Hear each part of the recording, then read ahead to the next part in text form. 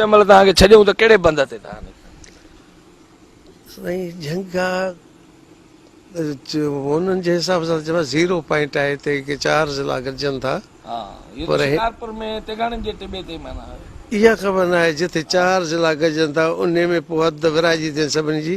अहिड़ी का पॉइंट ई जिते माना को बि हद वारो टुपी न पियो सघे हुते उहो पहिरियों माण्हू तव्हां सां कहिड़ो मिलियो जेको माना वरी बारातियूं असां बंदि कयो माना छॾण खां पोइ हा छॾण खां पोइ अच्छा माना हिकिड़ी राति हिकिड़े हंधि विच ते स्टॉप थियो वरी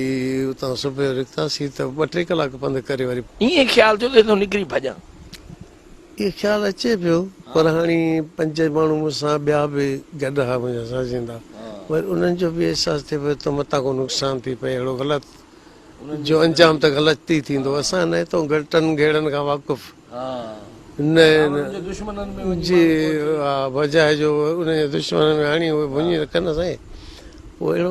ॿेड़ियुनि ते बि त चढ़ी करे ॿेड़ियुनि ते बि चढ़ी सफ़र कया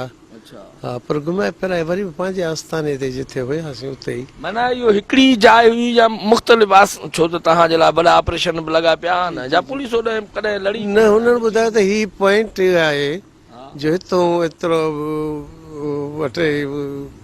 फरलांग चओ या मेल खनि उतां वापसि बि अथव जहिड़ी बि हद जो हूंदो उहो हेॾे ओरते न ईंदो उतां हुनजी हद ख़तमु थिए थी हा चई न 4 ई ज़िला पिया ॿुधाइनि त हद मिले थी पर एतिरे जेको आहे फ़ासिले खां हुननि जो ख़तमु आहे उहो अॻिते न ईंदो असां अहिड़ी पॉइंट ते वेठा आहियूं हा हुननि खे इहो फ़िक्रु कोन हो त हेसि ताईं को ईंदो इहो मतां बि को जीअं चढ़ी अचे को असांखां वधीक को वॾो वारी ताक़तवर को मथां जी गाहि पवे इन खां ॿियो इहा त ख़बर पए न त ज़ात जा केरु मुख़्तलिफ़ ज़ातूं असांजा त हुयूं इन पासे जेके मशहूरु आहिनि देगाड़ियूं बि मशहूरु आहिनि जतोई बि आहिनि मिसराणी बि आहिनि हा हिकिड़ो लोटे ते मूं पढ़ियो मिसराणी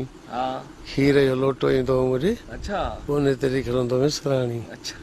उहो त पढ़ियो पनो को अख़बार जो नज़र त उनखे ई पढ़ंदा हूंदो ऐं वरी उहो पनो वरी उछले छॾींदासीं भले हवा में होॾा बि किथे पहुचे या कुझु लिखी छॾींदासीं जी जी लिखी पहुचे भला नालो ई लिखी उछले